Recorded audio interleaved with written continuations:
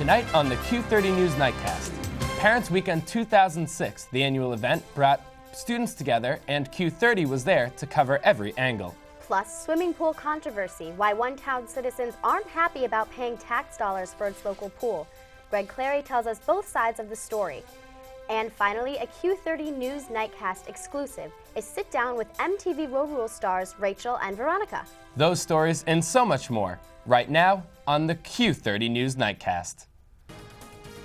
Live from the Ed McMahon Center, this is the Q30 News Nightcast. Good evening, everyone. We welcome you to the Q30 News Nightcast. I'm Kevin Aries. And I'm Jennie Mazur. Democratic incumbent U.S. Senator Robert Menendez is leading the New Jersey Senate race, according to a Quinnipiac poll. As of Thursday, Menendez held 4% lead over Republican State Senator Tom Keene Jr. 6% of voters are still undecided. An additional 18% say they may change their minds before the election. The latest results are indifferent from the 3% lead Keene held on September 20th. And this past weekend, parents from all over the country came to Quinnipiac to visit their sons or daughters for the annual Parents Weekend. Megan Vandervort has the report. Approximately over 3,000 families came together for Quinnipiac's Parents Weekend as they registered in order to partake in all of the specially planned activities. President Leahy gave a speech to welcome families of predominantly freshman students.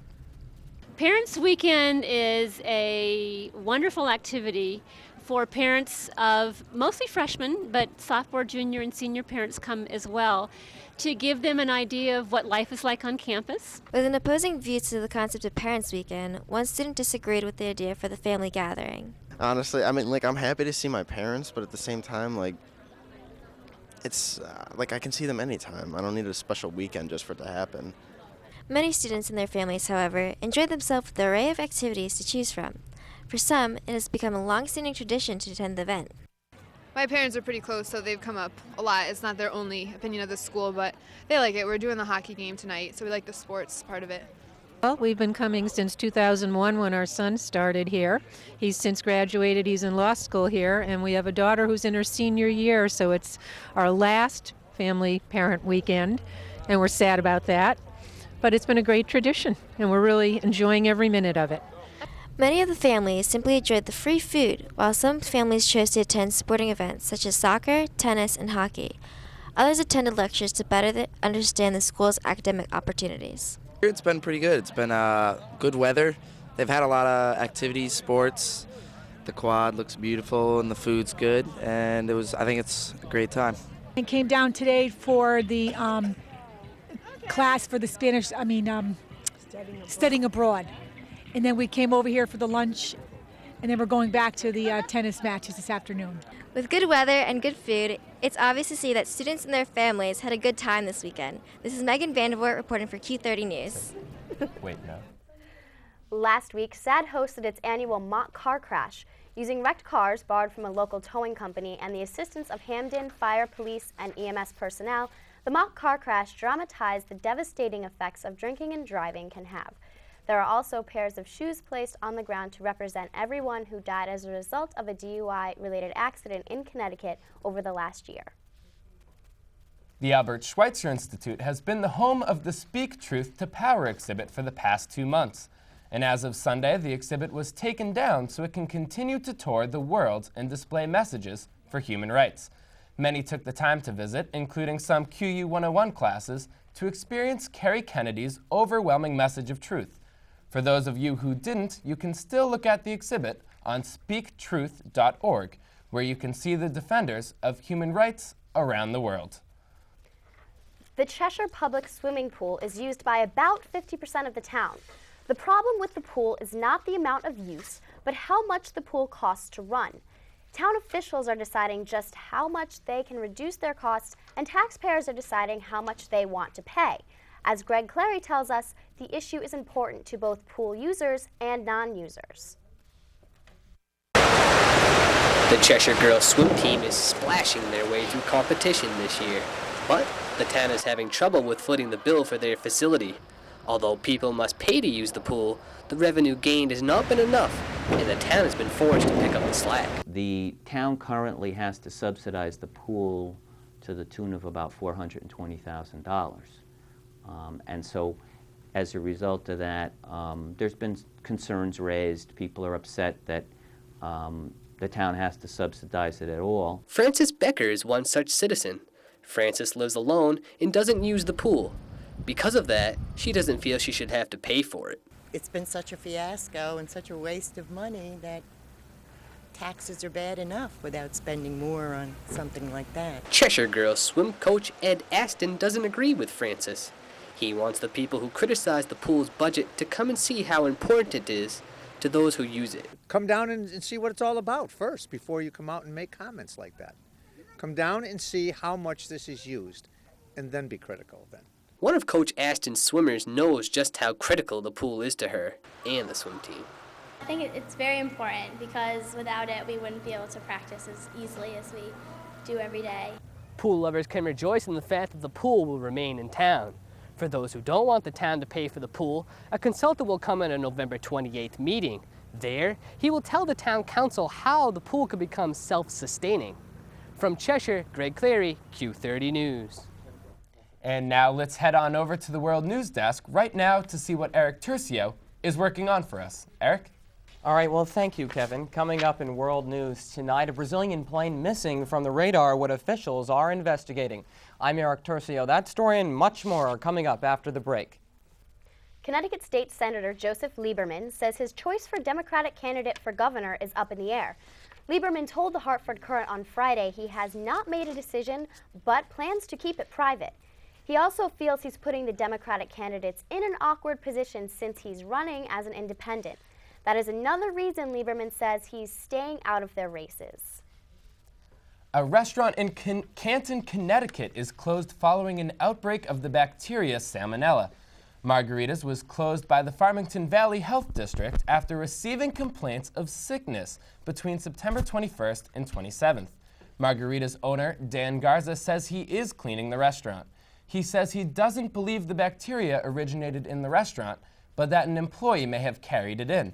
Health inspectors are pleased with Garza's work and hope to reopen the restaurant soon. 19-year-old Nanika Brown was found dead in her apartment in the Williamsburg area of Brooklyn at 2 a.m. this past Saturday. Brown was 2 months pregnant.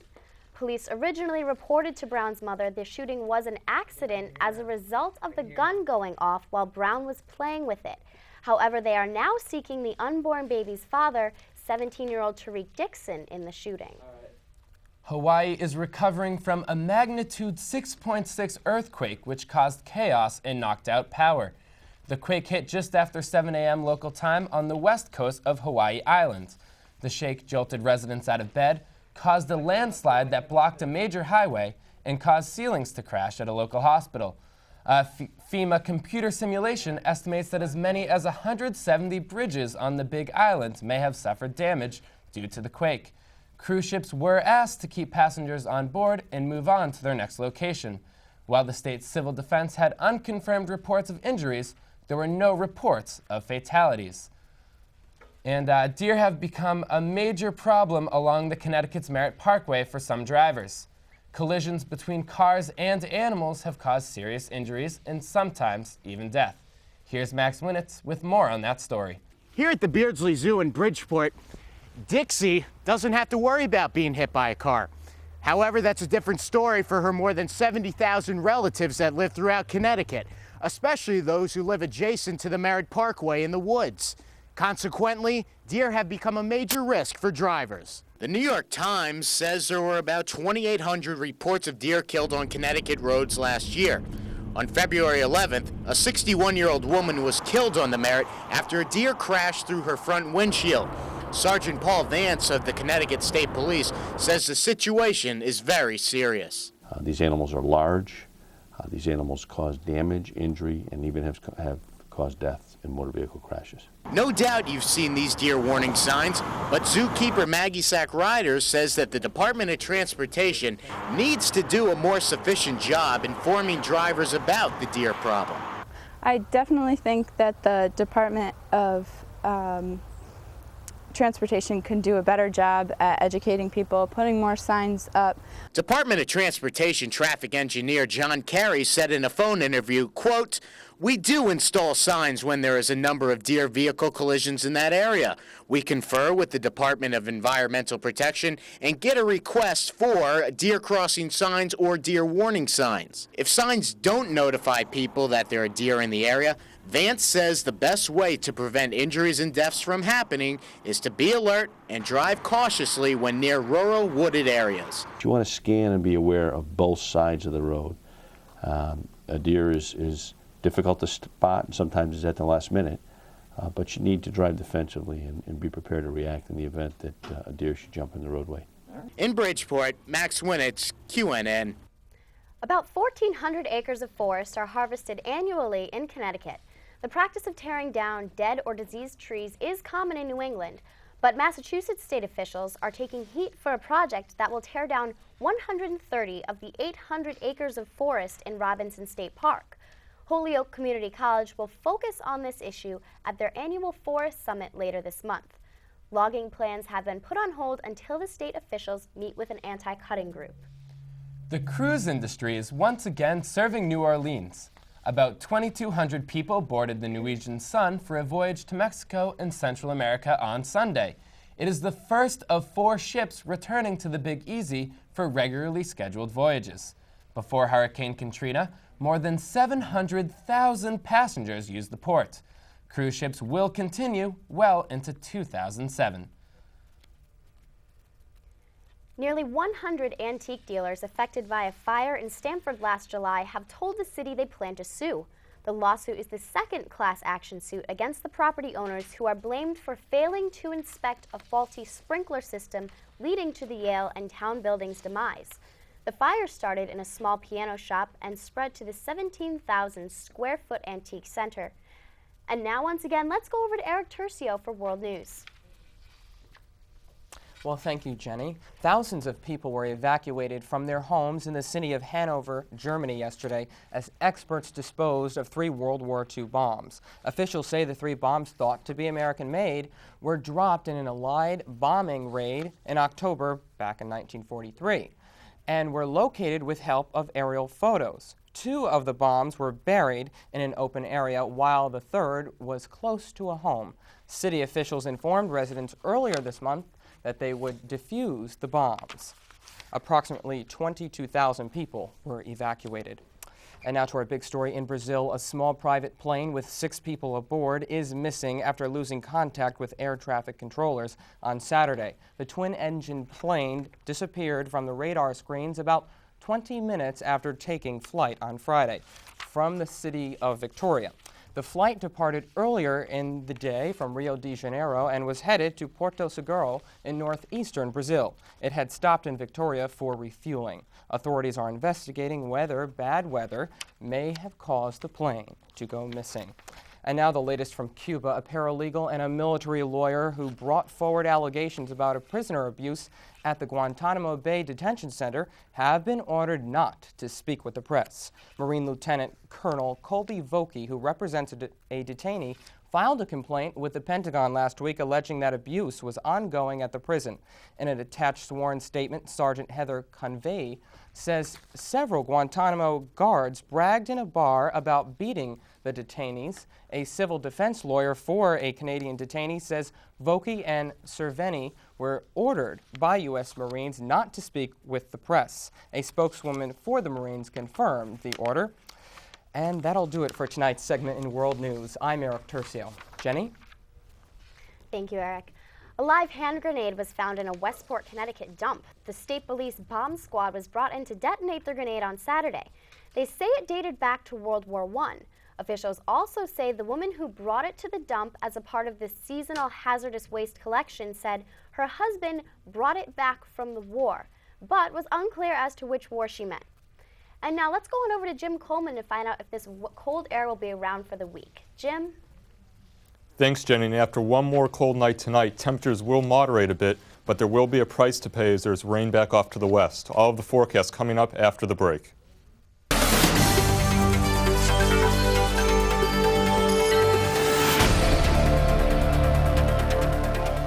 And it was a beautiful mid-October day today with full sunshine. Temperatures managed to make it up to around 60 degrees, which is about normal for this time of year. However, this will not last, as rain off to the west will make its way into our area by as early as tomorrow afternoon. As you can see, there's a storm system off to the west that will bring snow to Minneapolis and Denver this week, but we'll just see rain onto that. And off towards California, it's pretty quiet right now, but colder air will be coming into the country as the week continues. As we look at the regional radar, you can see there are clouds back off to the west, and these clouds will make their way in as early as tomorrow morning, and behind the clouds come the rain, and that will be in here probably mid to late afternoon tomorrow. Temperatures nationwide are pretty seasonable. Back to the west, it's in the 40s and 50s, which is a little cool for this time of year. And we're pretty much around normal, around 60. Of course, down towards Florida, it's hotter. It's in the low 80s there. But we'll stay seasonable and maybe even warm up to the mid-60s by the end of the week. More locally, Waterbury's 58, 60 in New Haven, and back off to the east, Storrs is 60, 58 in Norwich, and 61 in New London. So the forecast for tonight calls for mostly clear skies, temperatures cool around 35, and wind should be light and variable.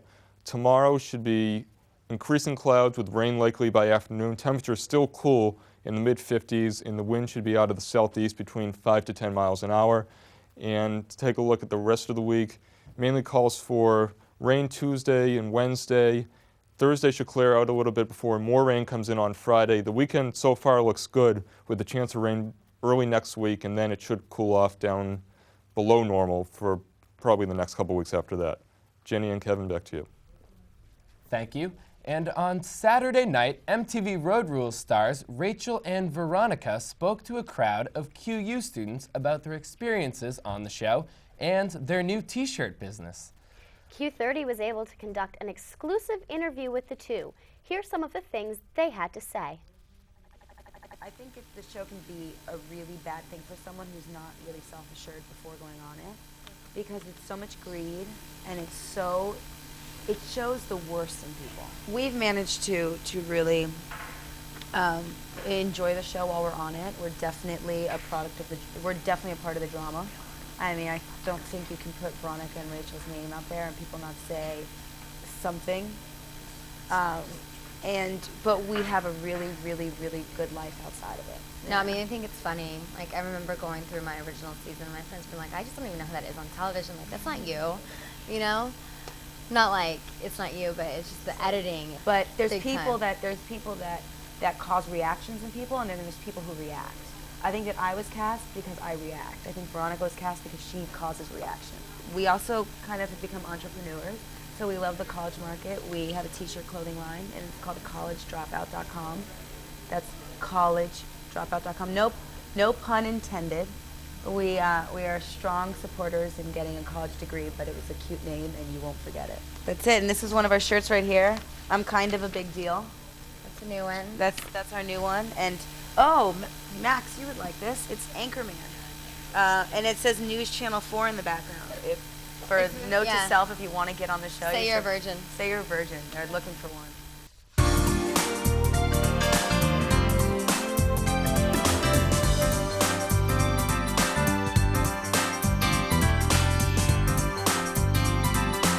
Madonna and husband Guy Ritchie are adopting a 1-year-old boy from Malawi, Africa.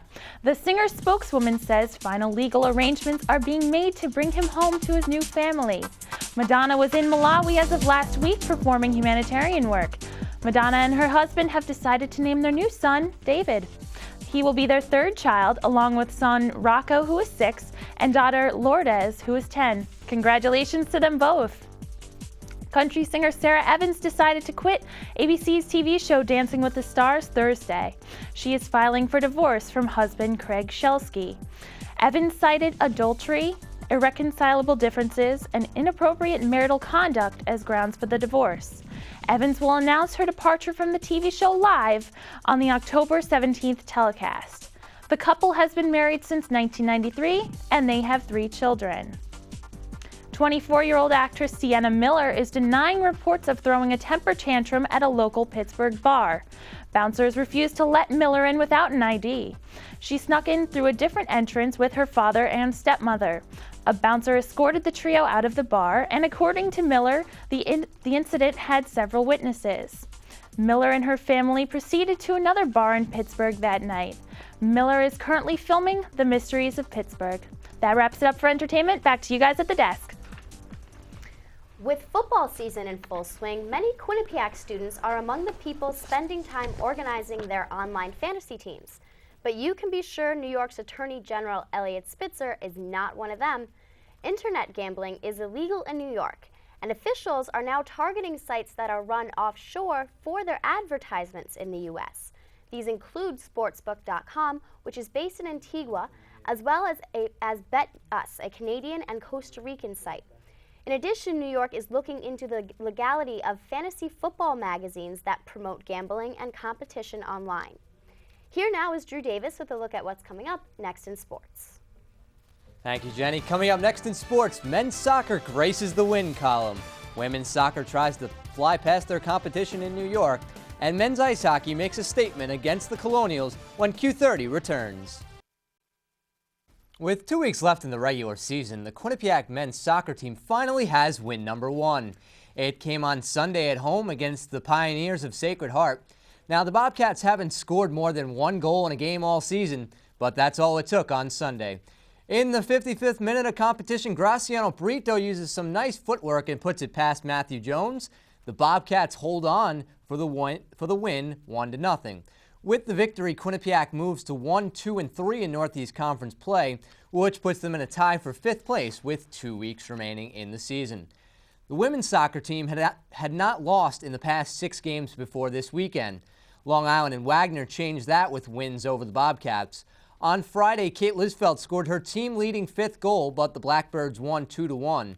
Then on Sunday, the Bobcats were shocked by the 0-13 Seahawks 2-0. Those losses dropped Quinnipiac into a tie for 4th place in NEC play with a record of 2-2-2, heading into this weekend's games against Fairleigh Dickinson and Sacred Heart. After last week's defeats to North Dakota, the men's ice hockey team came home to get some love from the hometown crowd. The Bobcats hosted Robert Morris in front of 1,700 fans on both nights at the Northford Ice Pavilion on Friday and Saturday, but they didn't show the Colonials much hospitality.